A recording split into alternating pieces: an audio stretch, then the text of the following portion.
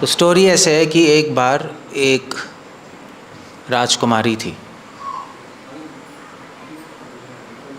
और उसका of course राजकुमारी है, फिर उसकी शादी हुई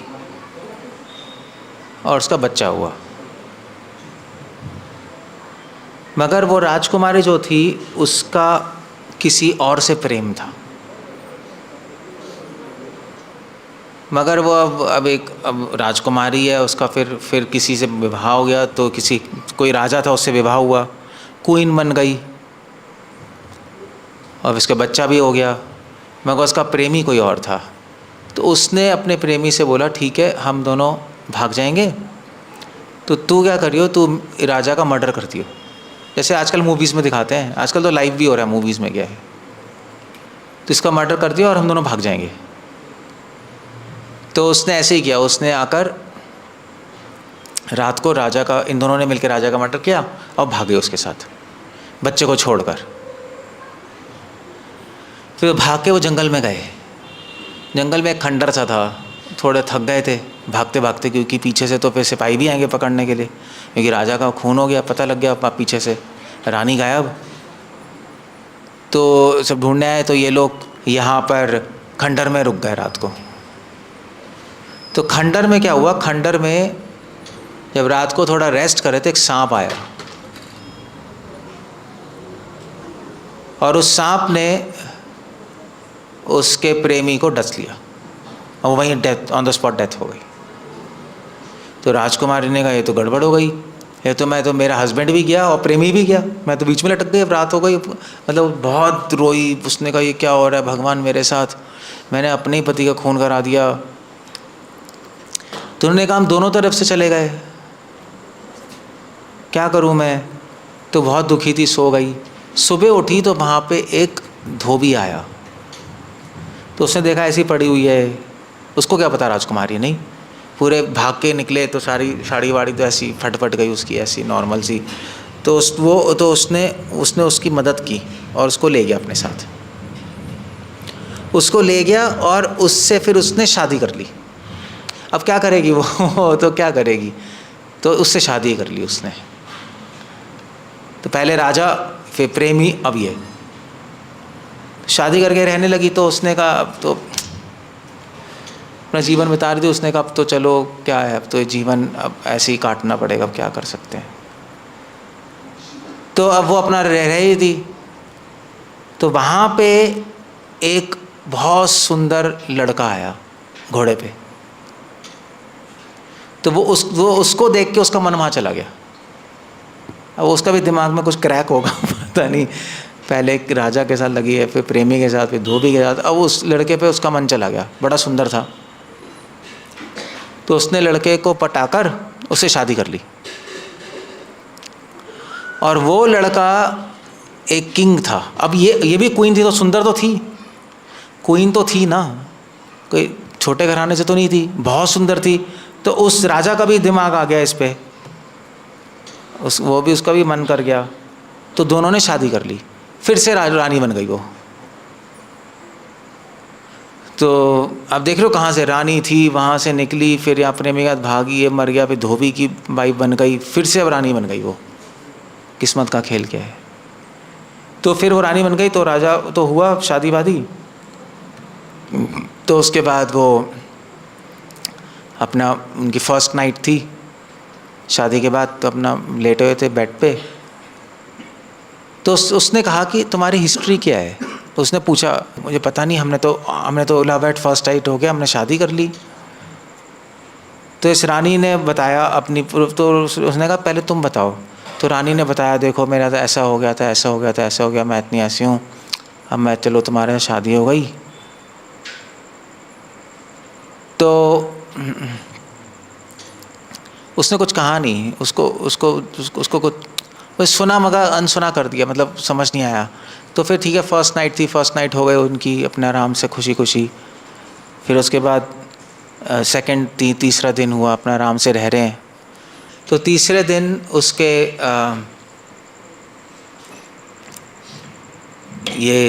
तीसरे दिन उसको याद आया कि उसने बताया क्या अपनी हिस्ट्री। तो उस राजा के पसीने छूट गए। तो रात को लेटे हुए थे, तो राजा ने कहा कि देखो मैं तुम्हें एक चीज़ बताना चाहता हूँ। तो उसने कहा बताइए आप, उसमें क्या है। तो उसने कहा कि एक्चुअली क्या है कि तुम्हें सुनने के बाद सुसाइड कर लोगी।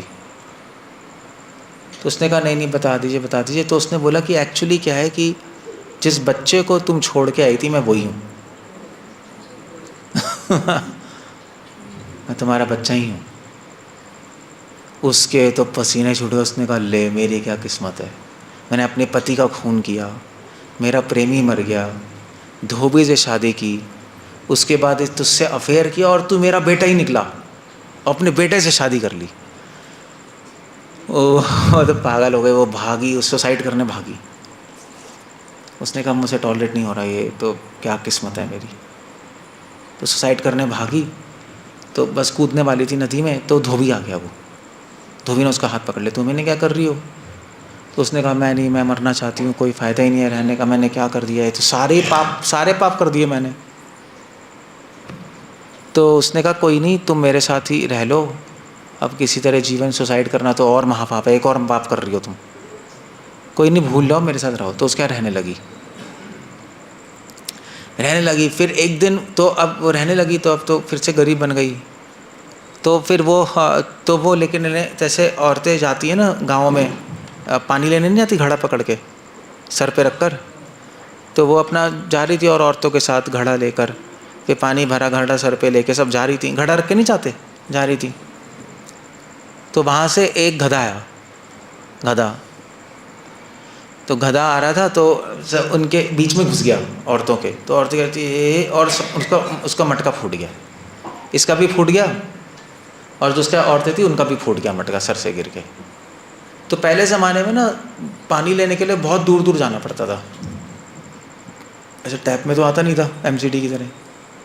तो 1-2 किलोमीटर चल के जा रहे हैं, फिर 3-4 मटके रख के लाते थे, समझे, क्योंकि कुकिंग के लिए, वैसल धोने के लिए।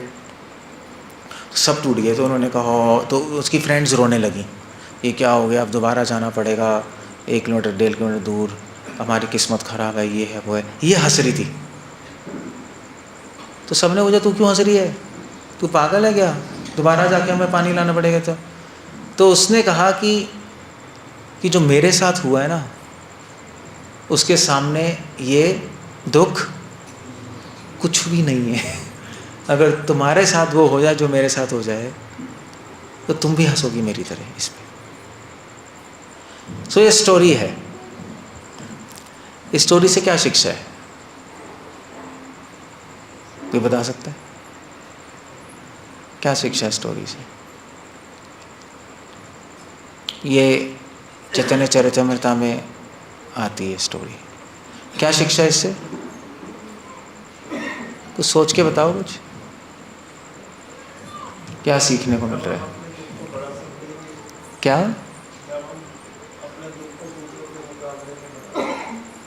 हाँ, अपने दिल को दूसरों के,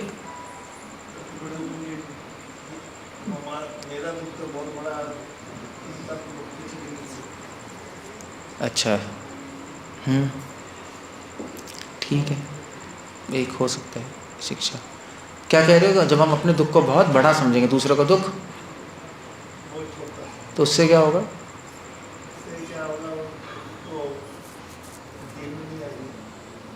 क्या कह रहे हैं, कुछ अब समझ नहीं आ रहा है यार। उससे क्या होगा, नींद नहीं आएगी? क्या? घिन? अच्छा, घिन नहीं आएगी, इंटरेस्टिंग, ठीक है, हो सकता है। और कोई शिक्षा है?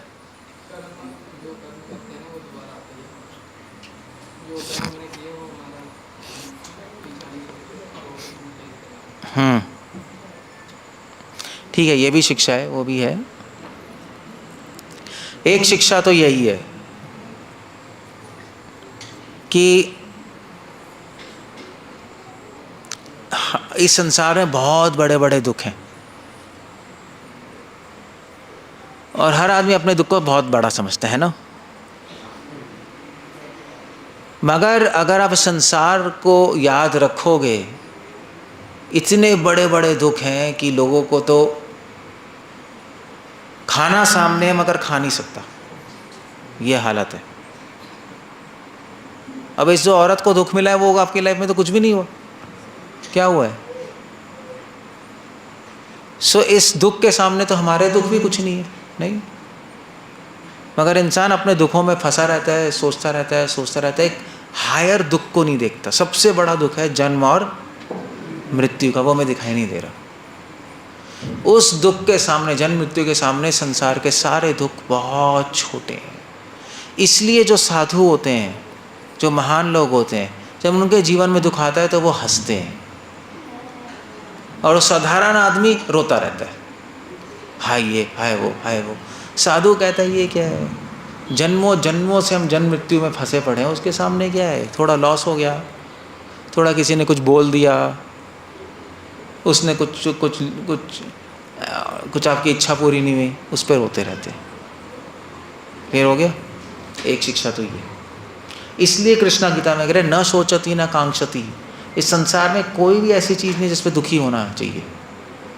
जिस पे दुख होना चाहिए उस पे तो दुख हो नहीं रहा, जिस पे दुख नहीं होना चाहिए उस पे दुख हो रहा है। एक बार इसी पे स्टोरी है एक, ये पहली शिक्षा है, दूसरी शिक्षा तो बताऊंगा मैं, मगर एक और स्टोरी है। 3 मोटे आदमी थे। अब वो मोटे आदमी बुद्धिस्ट थे। बुद्धिस्ट समझते हो ना, बुद्धिस्ट होते हैं ना। आपने देखा कि मोटा आदमी का नहीं होता वो लाफिंग बुद्धा, मोटा सा बना रहता है शॉप पे। तो वो 3 मोटे आदमी थे, हमेशा हंसते रहते थे, कुछ बोलते नहीं थे। गाँव में जाते थे, हंसते रहते थे। उनसे पूछो कोई शिक्षा दीजिए, हंसते रहते, तो हंसते ही आते हैं। तो लोगों ने कहा पता नहीं क्या है यार, हंसते ही रहते हैं, कुछ बताते भी नहीं शिक्षा, पूछो तो और हंसते हैं। तो उन्होंने कहा पता नहीं क्या है। तो फिर एक दिन क्या हुआ, एक मोटा आदमी मर गया। उनका दोस्त 3 थे ना, तो मर गया। तो दोनों हंस रहे थे बहुत। तो लोगों ने कहा भाई वैसे तो तुम हंसते रहते हो, ठीक है कोई नहीं, अब तुम्हारा ही दोस्त मर गया है और फिर भी हंस रहे हो क्या रहा है, ये क्या हो रहा है? तो 2 मोटे आदमियों ने बोला, तो पहली बार बोला उन्होंने बोला हम क्यों हंस रहे हैं पता है तुम्हें? तो उन्होंने बोला हम हंस रहे तुम्हारी बेवकूफ़ी पे, क्योंकि तुम सोच रहे हो कि तुम्हारा साथी मर गया, तुम इतना हंस की रहे हो, हमारा साथी था ही नहीं। हम तो सब अकेले ही हैं संसार में, अकेले आए अकेले जाएंगे। तुम सोच रहे थे हमारा साथी है, हम तो सोच नहीं रहे थे, हम तो बस तीनों चल रहे थे साथ में। बड़ी अजीब सी बात है। तो फिर दोनों हंसते हंसते चले गए। फिर एक और मर गया, तो वो पहला हंस रहा था, वो भी बहुत हंसता जा रहा था। तो कहते यार तब तो पहला भी मर गया, चलो ठीक है, दूसरा भी मर गया, अब तू अकेला हो गया फिर भी हंस रहा है। अकेला हो गया तुझे दुख नहीं होगा, अजीब सा नहीं लगेगा? तो उस मोटे आदमी ने कहा, उसने कहा मर गया तो पता है मैं क्यों हंस रहा हूँ? तो उन्होंने बोला हाँ, फिर आप बताइए क्यों हंस रहे हैं? तो उसने कहा मैं इसलिए हंस रहा हूँ क्योंकि पहले तो मैं अकेला था, ये सिर्फ थ्योरी थी, अब प्रैक्टिकली मैं अकेला हो गया हूँ, अब रियली मैं अकेला हो गया हूँ, अब मैं बड़ा खुश हूँ। पहले तो सिर्फ दिमाग में था कि मैं अकेला हूँ, असली में अकेला हो गया, इसलिए हंस रहा हूँ मैं। लोगों ने कहा क्रैक है क्रैक है। मैंने कहा ठीक है साधु महाराज, ठीक है। फिर एक दिन इसके भी मरने का टाइम आ गया। तो पड़ा हुआ था ऐसी ज़मीन पे लेटा हुआ था। तो लोग आए, लोगों ने कहा क्या होगा, बीमार था, हंस रहा था, हाँ। तो उन्होंने कहा अब क्यों हंस रहा है, तो तू मरने वाला है, तू ही मरने वाला है, और तू ही अब तेरे ख़त्म हो रहा है, अभी भी तो हंस रहा है। तो उसने कहा कि मैं मर थोड़े ना रहा हूँ, तुम बेवकूफ़ है, मैं हंस क्यों रहा हूँ? मैं हंस इसलिए रहा हूँ क्योंकि तुम्हें लग रहा है मैं मर रहा हूँ, मगर मैं जिंदा हो रहा हूँ। क्यों? क्योंकि शरीर छोड़ने के बाद मैं हमेशा हमेशा के लिए भगवान के पास चला जाऊँगा, इसलिए हंस रहा हूँ मैं। कोई अपने घर जाए तो हंसेगा, दुखी होगा? हंसेगा। तो उसने कहा आज तो मैं ये शरीर छोड़ के, जो मेरा घर नहीं है, अपने असली घर में जा रहा हूँ, इसलिए मैं हंस रहा हूँ। सो यू सी, तो आप देख रहे हो ये हंसते ही गए। क्यों हंस रहे थे? इनको संसार का दुख अनुभव नहीं हो रहा था। क्यों नहीं हो रहा था? क्योंकि ये और बड़ी चीज़ें सोच रहे थे। छोटी छोटी चीज़ों में से दिमाग इनको पता था कि इस छोटे छोटे दुखों से एक बहुत बड़ा दुख है, जन्म और मृत्यु, उससे निकलना ही असली सुख है। इसलिए लोगों की बेवकूफ़ी पे हंसते रहते थे। That's the idea. सो ये पहली शिक्षा है स्टोरी का जो हमने अभी राजकुमारी की सुनी, कि इंसान, अगर आपको दुखों से बाहर निकलना है तो अपने दुख मत देखो, दूसरों के दुख देखो। आपको दुख होगा ही नहीं, आपको पता लगेगा कितने सारी प्रॉब्लम्स हैं। जब मैं मेडिकल कॉलेज में था तो हमारी ड्यूटी लगती थी कैंसर वार्ड में। कैंसर वार्ड देखा है? कभी गए हो? कोई गया कैंसर वार्ड? कभी नहीं गए? गए कि कब गए हो? क्यों गए थे? तो क्या देखा वहाँ? चीख रहे थे ना। अब कैंसर वार्ड, जब मैं पहले दिन कैंसर वार्ड गया था, 5 मिनट बाद में बाहर उल्टी आ गई मुझे। किसी का ये निकला पड़ा है, किसी की आंखें निकली पड़ी हैं, अंदर ट्यूब घुसी पड़ी है, किसी के पेट में छेद है, किसी के पीछे ऑपरेशन करके पूरा काट रखा है। तो हॉरिबल, हरी बोल था बस। वो जब तक मेरी ड्यूटी वहाँ पे रही तब तक संसार का दुख महसूस ही नहीं हुआ। फ्रेंड्स ने भी, ऐसे होता है ना, लड़ाई होती है बच्चों में, स्टूडेंट्स थे, किसी उसने कुछ बोल दिया, कुछ कर दिया, पहले तो फील होता था अभी उसने ऐसा बोल दिया, फेल हो गए। जब तक उस वार्ड में था तब तक कुछ भी हो जाए, चाहे किसी को बोल दे, चाहे फेल हो रहे हैं, कोई दुखी नहीं होता था, क्योंकि वो याद आती थी, भैया चलो बच गए, वैसे तो नहीं हम ठीक है भैया, फेल होने को तैयार है, भगवान कैंसर ना हो, मरना है, फेल हो गए कोई प्रॉब्लम नहीं है, गुड न्यूज़ है फेल हो गए, क्योंकि एटलीस्ट कैंसर की न्यूज़ तो नहीं आई समझ रहे हो? अगर मान लीजिए आपको अभी पता लगे कैंसर हो गया, क्या होगा? बताओ क्या होगा? क्या होगा? है? बहुत दुख होगा। हाँ भैया, तारे दिखाई दे जाएंगे सुबह दिन में, सब हरे कृष्णा, सब छूट जाएगा आपका, जो भी कर रहे हो ना, हरे कृष्णा कृष्णा कृष्णा, सब आउट आसमान में। फिर आपको तारे नज़र आएंगे, सामने मृत्यु, कैंसर, मृत्यु से भी बदतर दुख, डॉक्टर्स, मेडिसिन, कीमोथेरेपी, हजार हॉरिबल पेन। मैंने देखा तब, उसके बाद से मुझे दुख ही नहीं होता था। मैंने कहा यार तू बेइज्जती और गाली दे और दे, मेरे फ्रेंड गाली देते, लड़ाई होती थी ना, मैंने कहा दे और दे ऐश कर, कैंसर नहीं है ना मुझे, ठीक हो that was the whole thing. इसलिए भगवान कह रहे हैं दुख को हटाने का रास्ता, जहर को कैसे काटोगे? दुख को कैसे काटोगे? दुख से।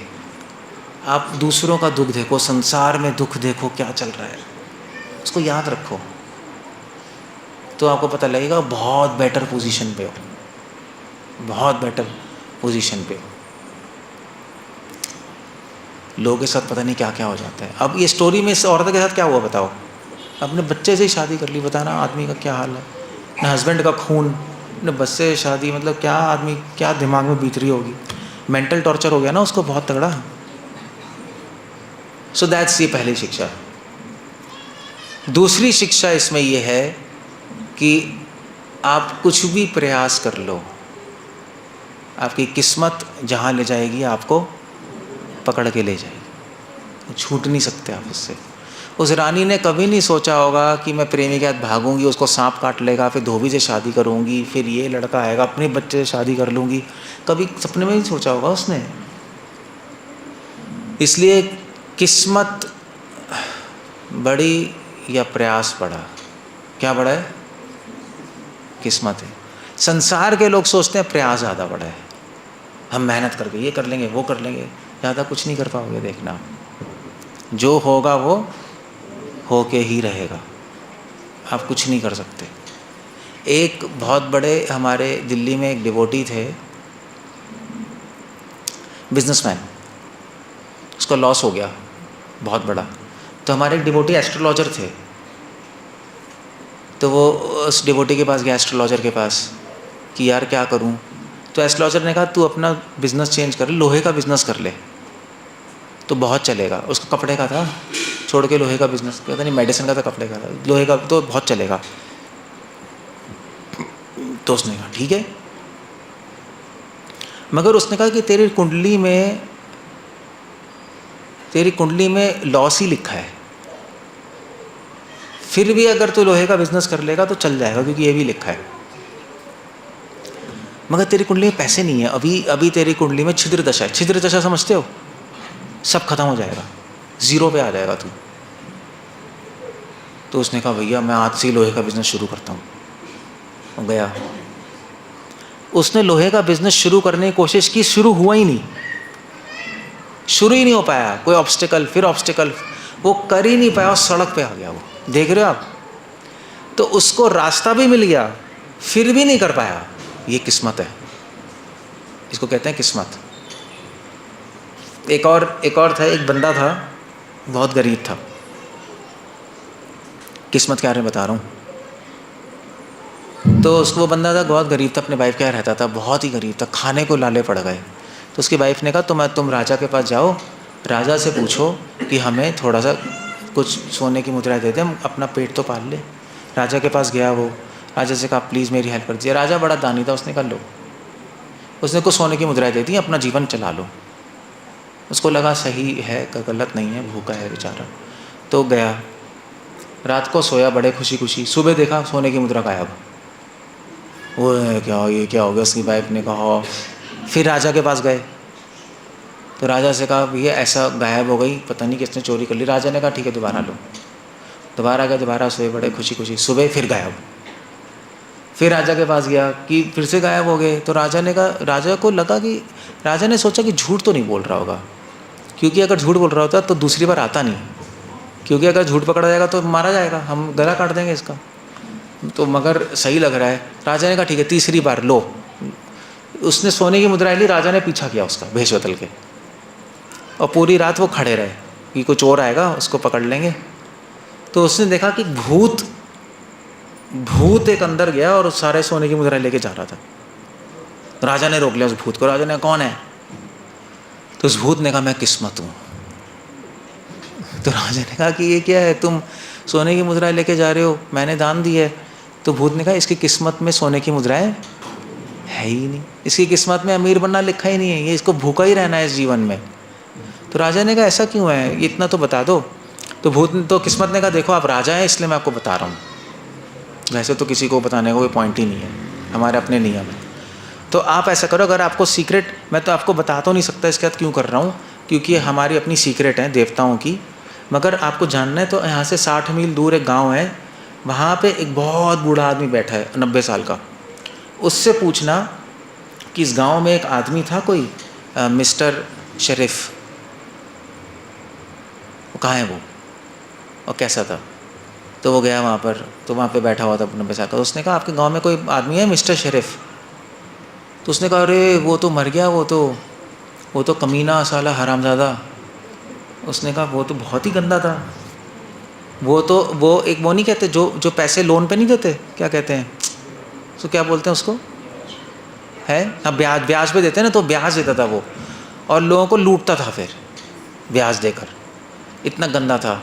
तो उसने एक बार एक किसान को ब्याज दिया, और उसने उस ब्याज का डबल वो कर दिया उसको टैक्स, और उस किसान वो उसको बहुत उसके पैसे देने को नहीं थे, वो टेंशन में मर गया, हार्ट अटैक हो गया उसको। तो कुछ दिन बाद इसको भी कोई बीमारी हो गई, भी मर गया। तो फिर राजा को समझा ओ ये वही आदमी तो नहीं है पुनर्जन्म। उसने तो राजा को समझ आ गया ये वही कंजूस आदमी है जिसकी वजह से लोग वो बंदा मारा था, और ये दोबारा इसने जन्म लिया है, और इसको पिछले जन्म का फल अब इसने लूटा है लोगों को, और वो फार्मर भूख से मरा है, तो इस बार भी इसको पैसे नहीं होंगे और ये भूख से मरेगा है। तो गया वापस उसके पास, तो उसने बताया कि भी देखो भी तुम पिछले जन्म में थे, बहुत गंदे थे, कंजूस, तुम्हारे ऐसे लोग मर भी गए, तो इसलिए अब तो तुम्हें कुछ करना पड़ेगा। तो उसने कहा ठीक है उसने कहा मैं चेंज होऊंगा। तो क्या करना है, तो फिर उसने कहा मैं मेहनत करूँगा, और मेहनत करके जो कमाता था और कमाने 50% पैसा वो फिर गरीबों की सेवा करने लगा, हेल्प करने लगा, क्योंकि उसने उन्हीं को लूटा था ना, फार्मर्स को। तो फार्मर्स की मदद करने लगा अपने पैसे से, मेहनत के 50% पैसे से मदद करता, उनकी हेल्प करता, उन पर दया करता। जो उन पर लोन चढ़ा हुआ था अपने पैसे से उनका लोन चढ़ा चुकाता। उसने यही किया था ना खराब, तो ऐसा करने लगा।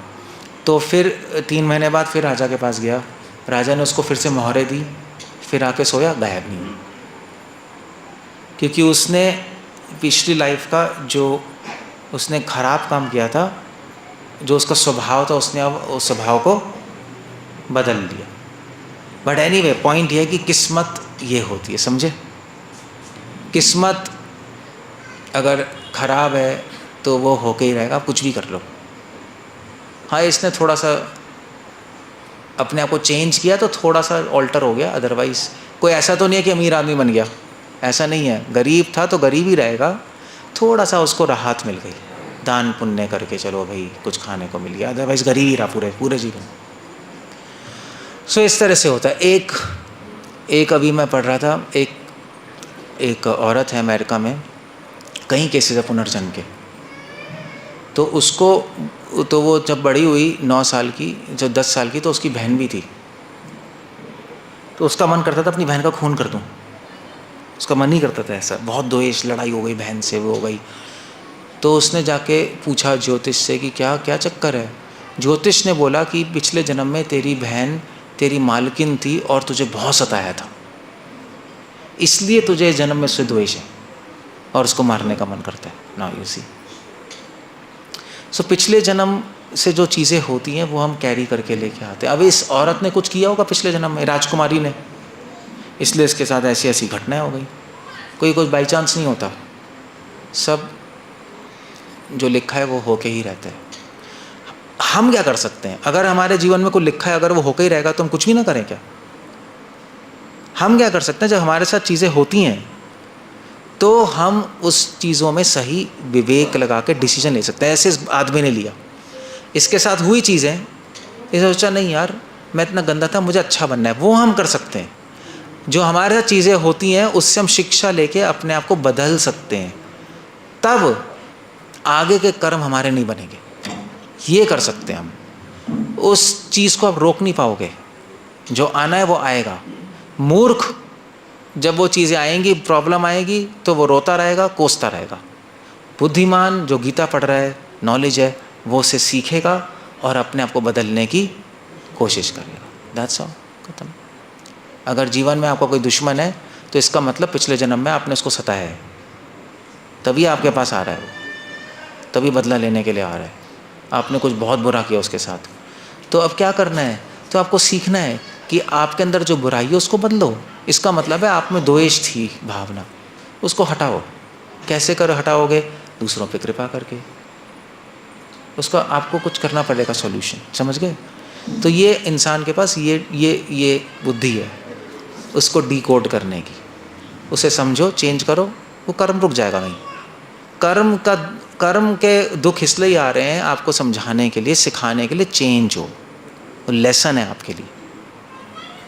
मगर मूर्ख आदमी क्या करता है? वो जो प्रॉब्लम आती है उसको जुगाड़ करके फिक्स करना शुरू करता है, अपने आप को चेंज नहीं करता। ये मूर्ख आदमी करता है। मेरे पास तो कोई प्रॉब्लम ही नहीं है, ये आ रही है, किसी तरह ठीक करो, ये करो। ये नहीं होता, ऐसे नहीं होता। क्लियर हो गया?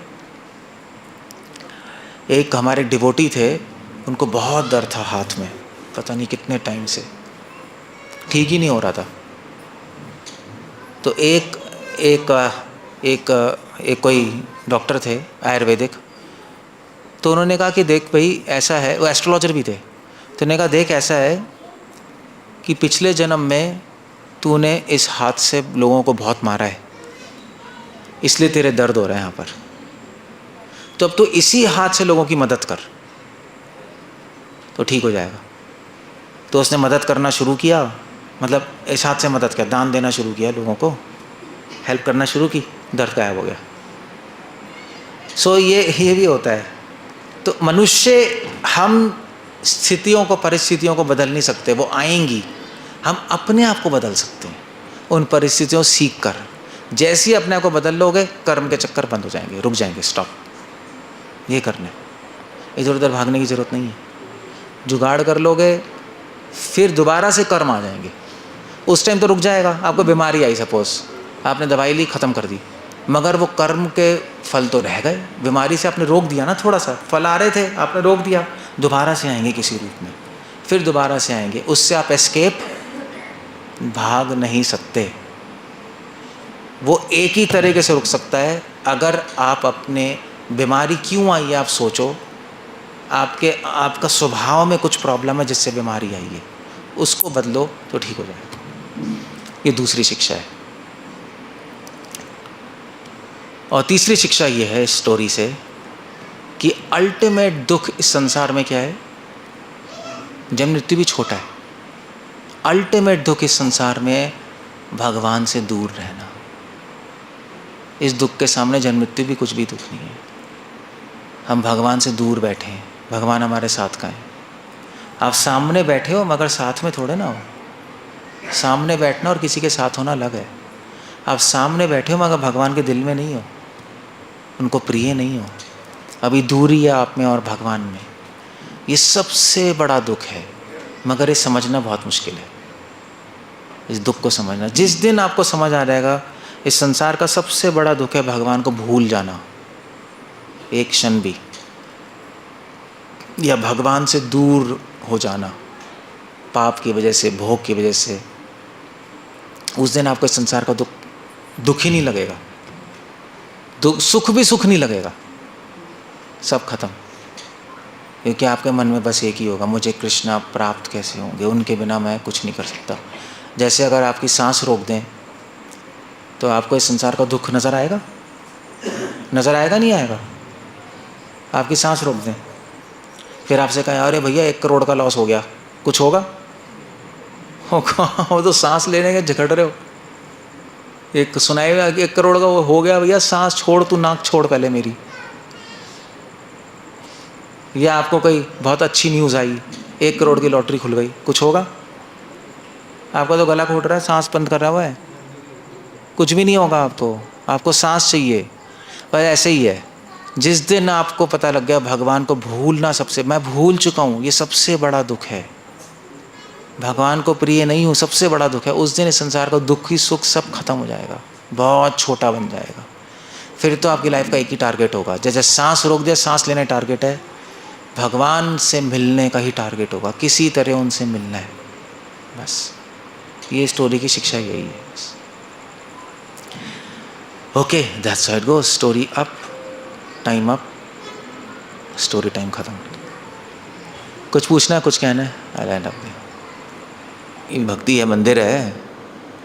अब सामान यहाँ पड़ा हुआ है, सामान यहाँ लटका हुआ है, कोई कुछ वहाँ है, कोई कुछ वहाँ है, इसको कुछ पता ही नहीं लग रहा।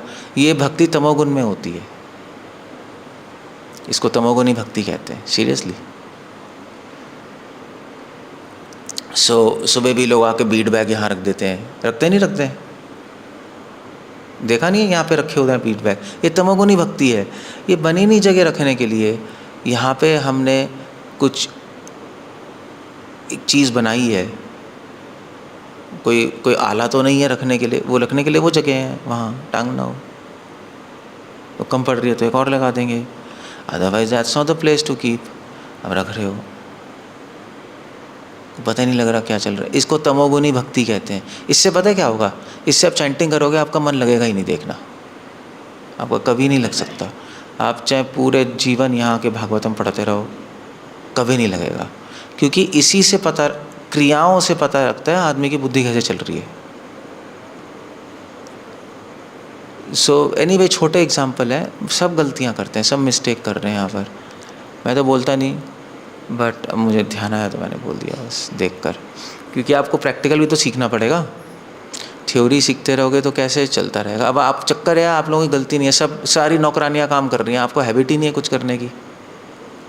नौकरानी कर रही है ना घर में तो सब, क्यों? नौकरानियाँ आती हैं आपके घर?